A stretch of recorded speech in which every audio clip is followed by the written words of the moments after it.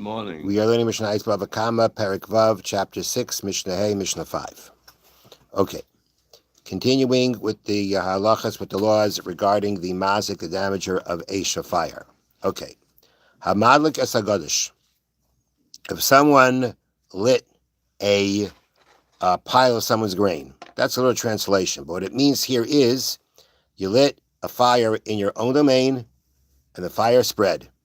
And it spread into somebody else's property and burnt his gadish, his pile of grain.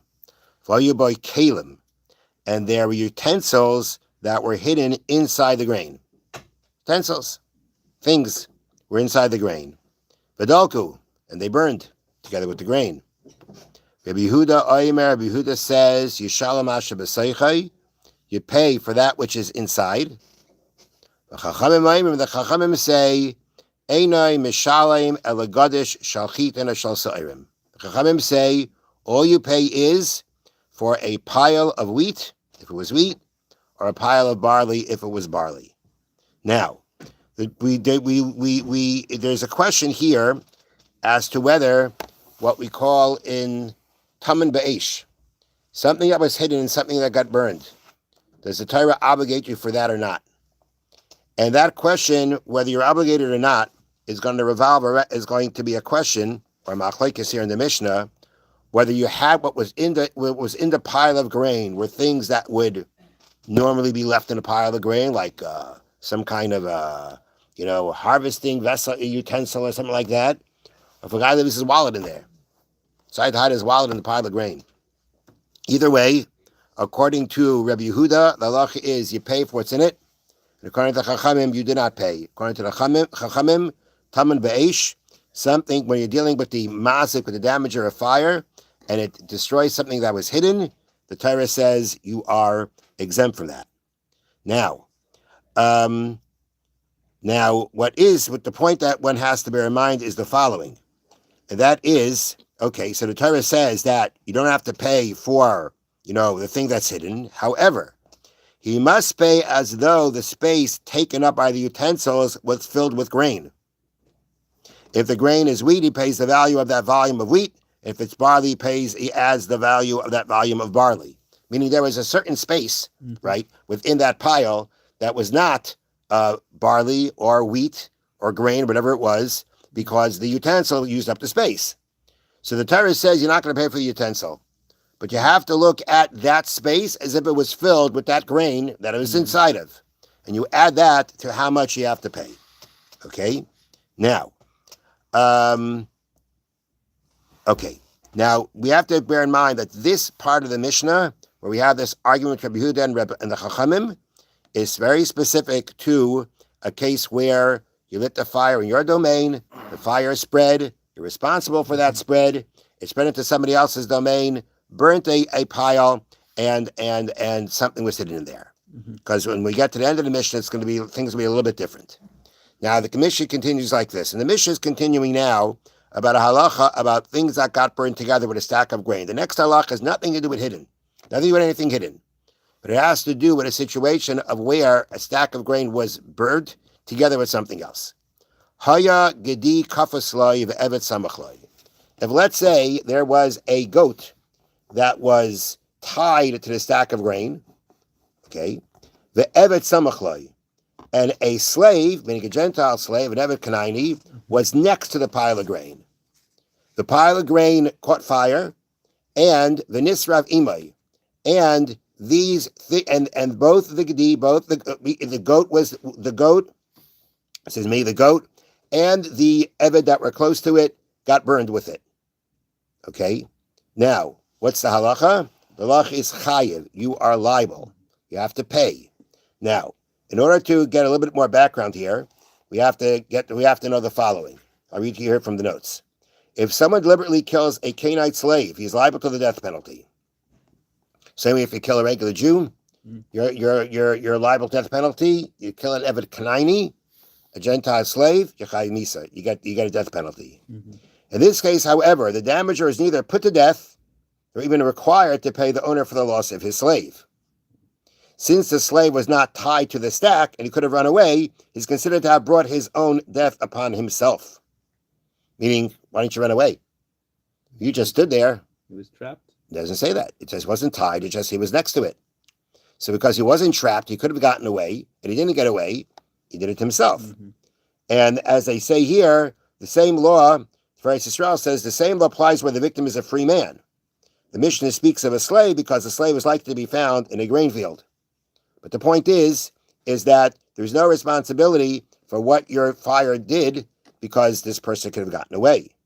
Now, at the same time, it's important to know that when it says that, so the way the Mishnah is laid out is the Gedi was kafaslay, the Gedi was tied, the slave was not tied, and everybody gets burned together, you got to pay for the Gedi.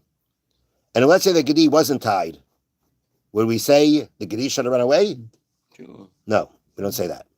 We say that the Gedi doesn't have enough seichel to run away until it's too late. And therefore, even if it's not tied, the halacha is that you're going to be liable for it. Mm-hmm. The reason why the Mishnah used the case of where the goat was tied is because of the next case, to make it, similar. Eved kafaslai, let's say the case is the slave is tied to the pile of grain, meaning he can't get away. Ugadi samachlai, and the gedi and the goat is next to it, and meaning it was next to it. It says just next to it. It wasn't tied, but it doesn't really make a difference. The gedi samachlai, the gedi was next to it. The disraf imai, and now it was burned with it, meaning now you had the goat was burned, the slave was burned. What happens now? Pater, you're exempt. You're exempt from paying for the gedi. Why is that? Because here we have a situation, that where the slave was tied to the stack, which means he couldn't get away, the one who lit the fire is liable for killing him, since he could have run away. Now, I just want to check something here for a second.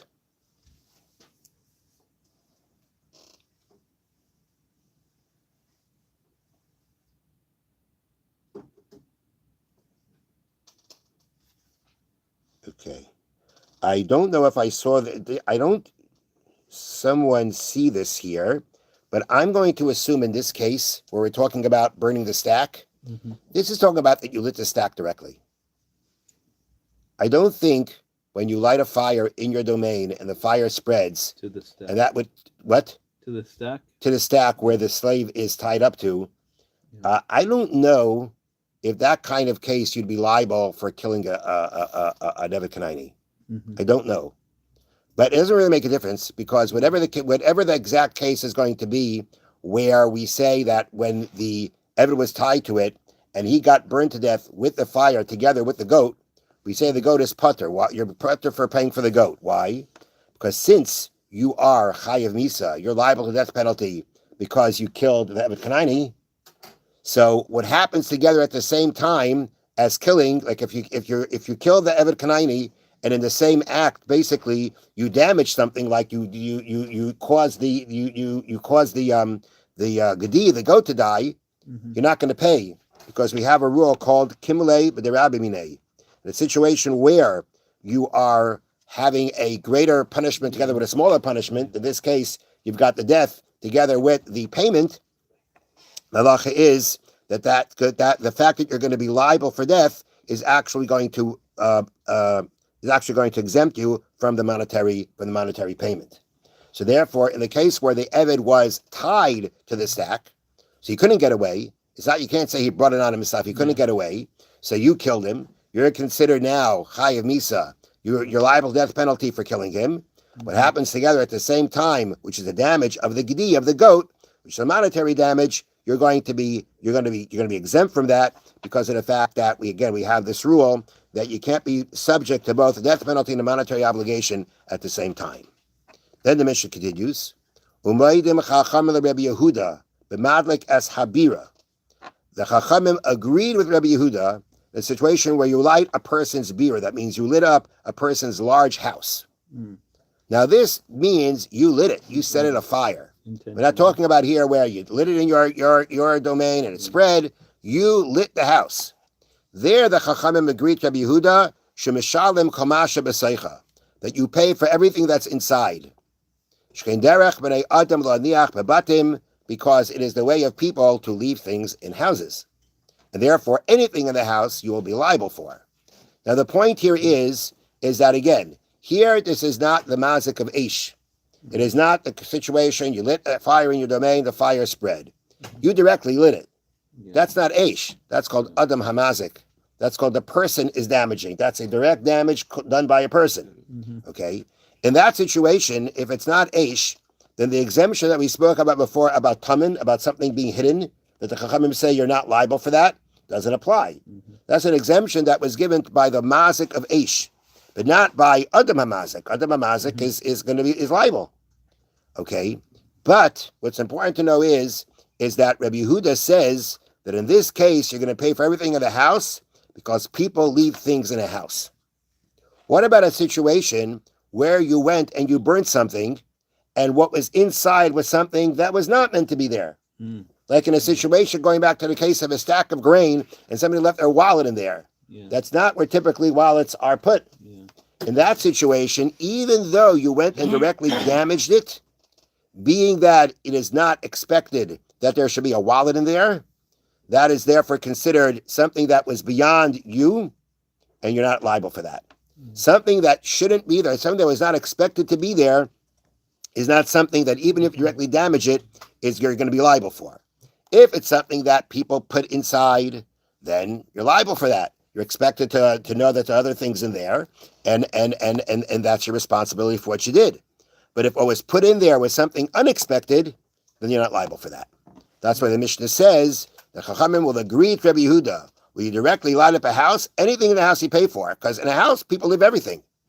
So and as the Mishnah says, because people leave things in a house, and therefore you're liable for anything.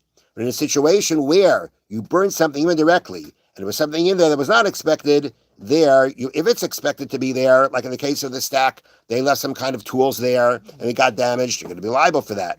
But if there was something inside the stack that's not expected, like a wallet, that you're not liable for, not obligated for, even if you lit the stack directly. Have a wonderful day. Thank you, Rabbi.